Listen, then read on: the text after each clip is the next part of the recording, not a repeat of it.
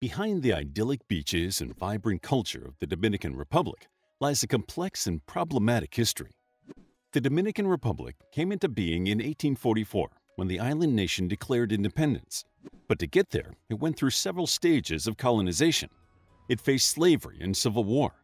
Unrest is now interwoven with the history of the Dominican Republic. Keep watching as we explore the troubled past of the Dominican Republic. Before the arrival of Europeans in the Caribbean, an Arawak people called the Taino inhabited the islands. The Taino called what is now the Dominican Republic and Haiti Haiti, or Land of High Mountains. During the 1400s, another indigenous people called the Carib expanded into the Caribbean from the mainland of South America. The Carib were warlike people and expert navigators who conducted raids in their canoes. The men of the tribe spoke the Carib language, but the women spoke Arawak. Most historians agree this language difference was because the Carib men took slave wives from the Arawak tribes, while the male captives were tortured and killed. After Columbus arrived in 1492, he established a small colony on the north coast of the island, which he named Hispaniola. But the native islanders killed the first Spanish settlers. When Columbus returned, he established a second colony, but it was soon abandoned as the Europeans followed reports of an abundance of gold farther south. In 1496, the first permanent Spanish settlement on the island, Santo Domingo, was established on the south coast. Hispaniola was the first area in the so-called New World to feel the full force of Spanish colonialism. The Spanish used the island to experiment with imperial rule and drew up rigid lines that separated class and caste. The native population was enslaved and forced to work in the island's gold mines, and the first enslaved Africans were shipped to the island in 1502. 25 years after Columbus's arrival, the majority of the Taino had been killed or had died from disease or enslavement. By 1514, only around 32,000 Taino remained out of the several hundred thousand who lived on the island before the Spanish arrived. In 1517, slaves from Africa were sent to work on the plantations and in the mines. Many Africans also died from horrendous conditions and exposure to new diseases, but the Spanish simply replaced them with more Africans. The Spanish established an exploitative society based on slave labor, and Hispaniola became a wealthy administrative center for Spain's expanding empire. As the brutal treatment of the enslaved natives, along with European diseases, ravaged the population, the Spanish crown began to invest in more prosperous colonies in Peru and Mexico. Many Spaniards emigrated, and Hispaniola became a poor and neglected colony that was further decimated by raids from French, Dutch, and British buccaneers. Soon, French and British pirates established bases on the island, which developed into permanent settlements and plantations. In the 1660s, the French established a port on the northwest of the island, and the French West Indies Corporation soon took control of the region.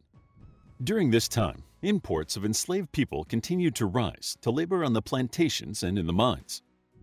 In the late 1600s, England allied with the United Provinces of the Netherlands and the Austrian Habsburgs against Louis XIV of France, who was looking to expand the French Empire.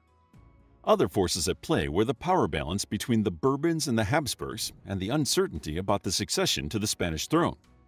It resulted in the War of the Grand Alliance, after which the Treaty of Ryswick in 1697 formally ceded the western part of Hispaniola to France, who named it Saint-Domingue. The French expanded on what was already there, and the west of the island soon became a lucrative sugar plantation that thrived due to intensive slave labor. By 1789, the estimated population of Saint-Domingue was 556,000, made up of 24,000 free people of African or mixed descent, 32,000 European colonists, and 500,000 enslaved Africans. The economic boom experienced on the French side of the island boosted the Spanish colony in the 18th century, but not as extensively as in Saint-Domingue. By the end of the 18th century, discontent was spreading on the island. Society in Hispaniola as a whole was separated by class, gender, and skin color, with the white Europeans at the top of the class structure and the black Africans at the bottom. In the middle were the free people of African or mixed descent, dubbed affranchis in French.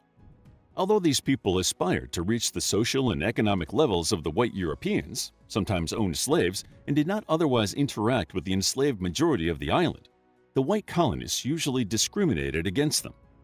The affranchis became increasingly frustrated with the racist structure of society the brutality of enslavers, and the ongoing wars in Europe. After several attempted uprisings, a former slave and military leader, Toussaint Louverture, began to gain control of several areas. When a revolt broke out in the northern province during the summer of 1791, Louverture helped his former master escape before joining the enslaved Africans in burning plantations and killing Europeans in affranchis. By 1793, Louverture had amassed an army of his own and had begun to train his followers in guerrilla tactics. When France and Spain went to war, black commanders like Louverture joined the Spanish forces of Santo Domingo. However, in 1794, Louverture switched his allegiance from the Spanish to the French, arguing that they were the only power at the time that had freed slaves. In 1795, the Spanish were forced to cede the remaining portion of Hispaniola to France due to the ongoing wars in Europe and the revolutionary climate on the island. Louverture was widely respected, and he was able to help restore the economy on the island. Despite siding with the French, he defied their revolutionary laws by allowing emigrant planters to return to the island, and he controversially forced former slaves to return to work. However, despite being forced to work, laborers were now legally free and were entitled to wages. Louverture eased racial tensions by preaching reconciliation, and he appeased the landowners with his belief that the black Africans needed to learn from the Europeans. Through a series of shrewd political and military maneuvers, Louverture conquered Santo Domingo in 1801 and was effectively the governor-general. His dominance came to an end in 1802. Napoleon was determined to restore French rule to the island. Despite capturing Louverture, restoring French rule proved to be difficult. Louverture's lieutenants, in particular Jean-Jacques Dessalines, continued to fight against France, and they were soon joined by the affranchis, who were reluctant to return to a societal structure that would place restrictions on them. Both the former slaves and the affranchis were further incentivized to fight when they heard reports that the French had re-established slavery in Martinique and Guadeloupe. After a renewal of hostilities between France and Britain in 1803, it soon became apparent to the French that they would be unable to continue fighting for the island. By November, the French surrendered to Dessalines' forces and were given 10 days to evacuate, which they did as British prisoners since the Royal Navy was blockading Saint-Domingue due to the ongoing Napoleonic Wars. On January 1, 1804, the entire island was united when it was declared independent and renamed after the Arawak-derived name of Haiti. News of the Haitian Revolution divided the Western world, with many European powers and their Caribbean colonies ostracizing Haiti. They feared the news of their newfound independence would encourage slave revolts elsewhere.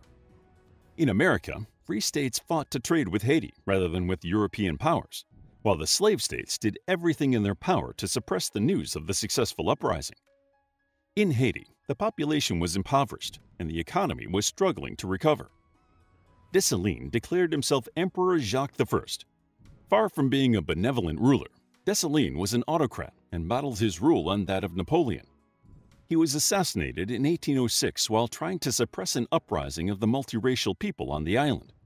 A civil war broke out as two of Louverture's former generals, Henri Christophe and Alexandre Sebeste-Pichon, vied for power. The French and the British took advantage of the political instability on the island and joined in the scramble to gain control of Haiti. The Haitians managed to repel the French from the western part of the island.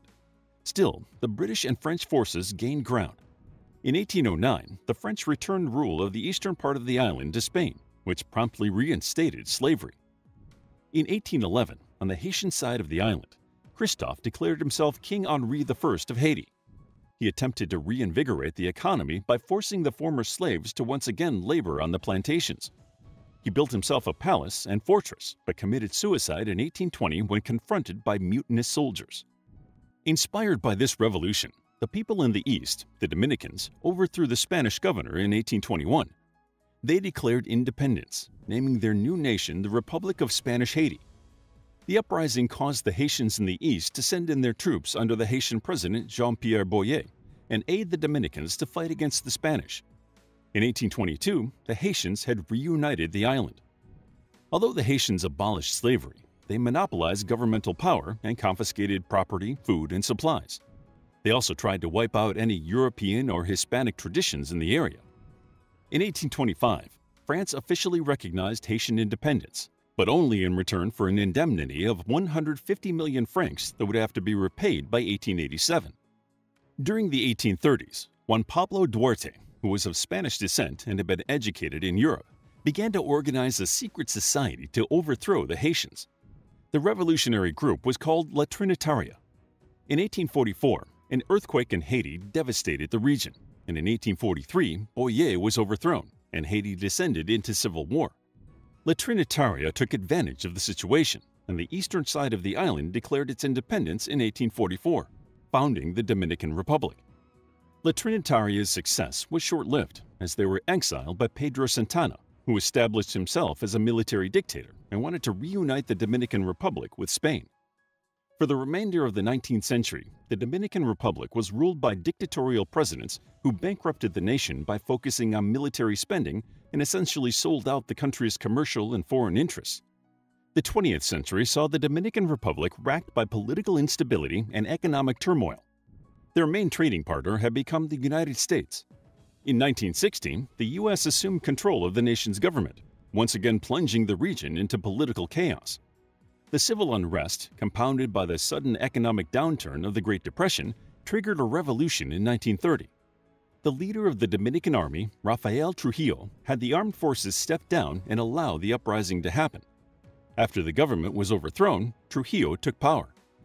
Trujillo installed himself as a cruel and absolute dictator, murdering political opponents, dominating the education systems and the media, and controlling every element of Dominican society for his own financial gain. Most Dominicans lived in fear of Trujillo's secret police, which allowed the dictator to downplay the abuses and attract foreign investors. By the 1960s, Trujillo's reign had descended into paranoia, which resulted in the attempted assassination of the Venezuelan president. The Organization of American States, an international organization founded in 1948 to promote cooperation amongst its member states within the Americas, quickly condemned this act, and the U.S. withdrew its support of Trujillo. In 1961, Trujillo was assassinated, and his heirs failed to secure control. The 1960s saw an attempt at a democratic revolution. Still, it was quashed by the U.S., which feared the installation of a communist regime, and resulted in the U.S. occupying the country from 1965 to 1966.